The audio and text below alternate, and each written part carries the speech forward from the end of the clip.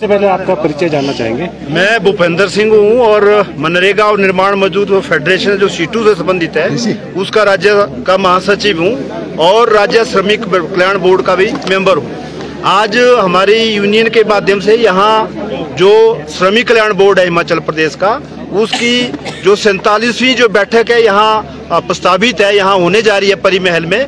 यहाँ आके हमने जो बोर्ड के अध्यक्ष हैं और उसके जो सचिव हैं, जो मुख्य कार्यकारी अधिकारी हैं, उनका एक तरह से घेराव किया, उनको एक मांग पत्र सौंपा। और ये घेराव करने की जरूरत इसलिए पड़ी कि पिछले 2 साल से जब से वर्तमान सरकार बनी है तब से बोर्ड के अंदर 1 लाख से ज्यादा मजदूर ऐसे हैं जिनके बच्चों की छात्रवृत्ति का पैसा, बच्चों की शादी का पैसा, बीमारी के इलाज का पैसा, मृत्यु होने पर जो मजदूर को जो कुछ सहायता राशि मिलती है, ऐसे जो सहायता राशि है 1 लाख मजदूरों की 500 करोड़ से ज्यादा लंबित है। और बड़े दुख की बात है कि बार बार 2 साल से जब से बोर्ड बना है, आज उसकी 7वीं मीटिंग हम अटेंड करने जा रहे हैं, मगर बार बार मुद्दा मीटिंग में उठाने से निर्णय होने के बाद भी वो लागू नहीं हो रहा है। इसलिए मजबूरन आज हमारी जो यूनियन है, जो राज्यव्यापी यूनियन है, उसने ये निर्णय लिया था कि आज मीटिंग के बाहर प्रदर्शन किया जाएगा, बोर्ड के अध्यक्ष और सचिव का घेराव किया जाएगा, जो किया।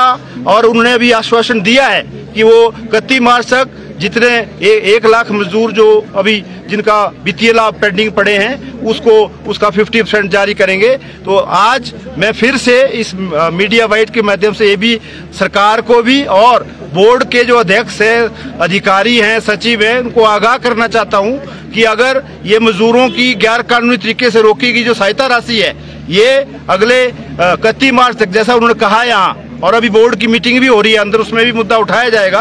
तो आने वाले समय में जो CITU है, जो मजदूर संगठन है हमारा निर्माण मजदूरों का, ये बहुत बड़ा जो आंदोलन है फिर विधानसभा के बाहर जो है वो मार्च के अंदर करेगा, विधानसभा सत्र के माध्यम से, और सरकार की ये जो मजदूर विरोधी नीतियां हैं इनको उजागर करेगा, इनका पर्दाफाश करेगा। धन्यवाद। काफी हो गए। हाँ जी बंसी, ठीक है। बाकी विजेंद्र से आप मेरा साथ कुछ चीजें कर लो आप, वो तो गया नरेंद्र को दो पर कुछ लोग एक बात क्या ठीक है टेडी होगी राइट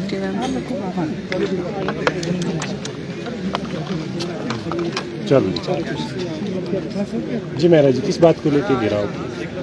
देखिए, हिमाचल प्रदेश निर्माण मजदूर और मनरेगा फेडरेशन जो सीटू से संबंधित है, उसकी ओर से आज ये जो हमारा श्रमिक कल्याण बोर्ड है हिमाचल प्रदेश के अंदर, उसकी जो बैठक चल रही है, अभी शुरू होने वाली है, उसके अधिकारियों का घेराव हमने किया है। जो चेयरमैन हैं, सचिव हैं और दूसरे आला अधिकारी जो इसके अंदर काम करते हैं। क्यों किया है?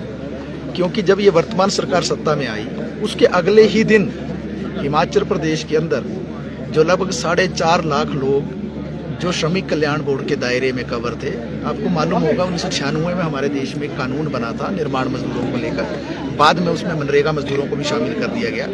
ये कानून हिमाचल प्रदेश के अंदर 13 साल लागू नहीं हुआ था।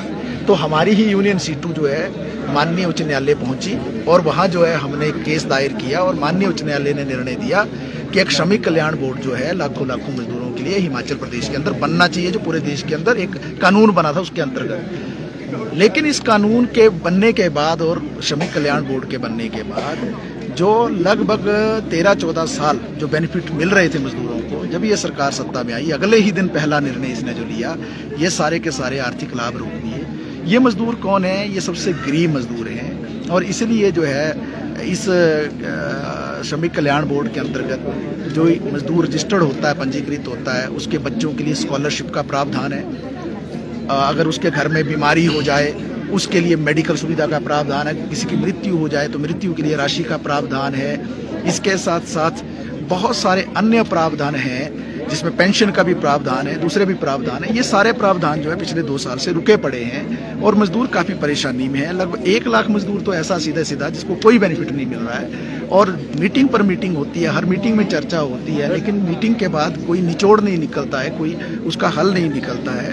जिसके कारण जो है मजदूर काफ़ी दिक्कत में, इसीलिए आज आक्रोश था मजदूरों में, गुस्सा था। और आज ये जो बैठक परी महल में शुरू होने वाली है उसके पहले ही एक निर्णय लिया था सीटू की यूनियन ने कि हम अधिकारियों का घेराव करेंगे, और इसीलिए अधिकारियों का घेराव किया है। हम सीधे रूप में ये कहना चाहते हैं कि जो पंजीकरण की प्रक्रिया उसको सरल किया जाना चाहिए, जो ऑलरेडी पंजीकृत मजदूर हैं उनके आर्थिक लाभ जो बहाल किए जाने चाहिए, जो केवाईसी का मुद्दा आ रहा है उसका सरलीकरण होना चाहिए, और जो बहुत सारी कॉम्प्लेक्सिटीज पैदा कर दी गई है, बहुत सारा कठिन बना दिया गया है प्रोसेस को, उसका सरलीकरण होना चाहिए।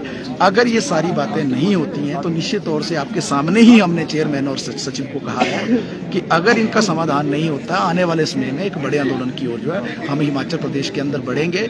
और ये लगभग लाखों जो मजदूर हैं, ये जगह जगह जहां अधिकारी जाएंगे इनके, जैसा आप चेयरमैन साहब कह रहे हैं कि हम जिलों का विजिट कर रहे हैं, तो जाएंगे तो वहां पर इनका मुकाबला जो है मजदूरों के आंदोलनों से होगा। इसलिए बेहतर यह है कि आज की जो बैठक है उसमें इस संदर्भ में उचित निर्णय लें और मजदूरों के आर्थिक लाभ है उसको तुरंत जो है बहाल करें।